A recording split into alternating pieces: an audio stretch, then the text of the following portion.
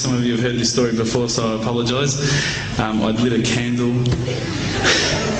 I had the window open, I had the curtains drawn, I was trying to get that really spiritual feeling. It was a nice summer night in Melbourne, as summer as it can get in Melbourne, and I was sitting there thinking, this is it, this is the night.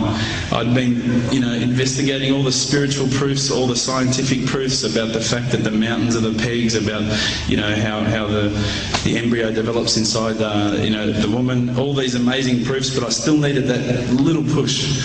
It's like I was on the edge of a cliff, I was ready to jump, I just needed a push. So I was sitting there, it was very quiet. I was reading Quran, I stopped. I said, Allah, this is my moment. This is the time I'm about to jump into Islam. All I need is just a sign. Just a little sign, nothing huge, maybe a bolt of lightning. Maybe half the house could fall down or something, just small. Small for you, man. You created the earth, come on. So I sat there. I was waiting for the candle to start lighting up to 4 metres high like in the movies. And I go, okay, go. And subhanAllah, nothing. Absolutely nothing happened. I was really disappointed, to be honest. So I sat there and I said, Allah, this is your chance. I'm here. I'm not going nowhere. I'll give you another chance. Okay, maybe you're busy. I know it's daytime over the other side of the world. There's a whole lot of stuff going on. Maybe this time it could just be like a car backfiring. Something small. All right, half the house, the candle. Let's forget that. A bird could fart outside. I don't care. Just anything. So I said, okay, go. And subhanAllah, absolutely nothing happened. And I mean, I couldn't have even said, oh, that was it. That creak just then in the wall, that was it. Absolutely nothing happened. I was really disappointed. I was gutted. I was sitting there thinking, this is it, this was my last chance, Islam, and I haven't found it. I pulled back the Quran, I turned back to where I was reading.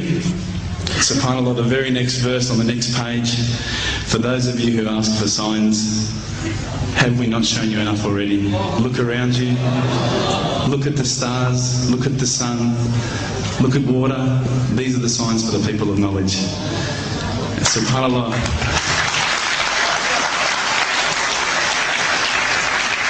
I threw the doona over my head and I pretended I was asleep. I was that scared because I couldn't believe how arrogant I'd been to want my own specific sign when all the signs have been there for me all along. The fact that we have this world, the fact that there is this creation, these are the signs for all of us. The next day I decided this is it, I'm becoming a Muslim. I'd been investigating Islam now for probably about 6 months, to be honest. I went in and I said to myself, this is it, I'm going to make shahada. I had no idea what I had to say, I had no idea what the words were. It was probably close to Isha prayer, so it would have been, 7, 8 o'clock at night. I went in and I couldn't believe it, there was about 1,000 people at the mosque. I thought, subhanAllah, look at this religion. Look at how strong they are. It was the first night of Ramadan.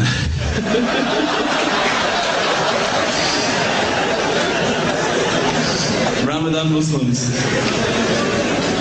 So I sat there and I was very nervous, I must admit. I got up and this person's going to me, you got to say these words, bro, Ashhadu. I'm going, what? Ash what?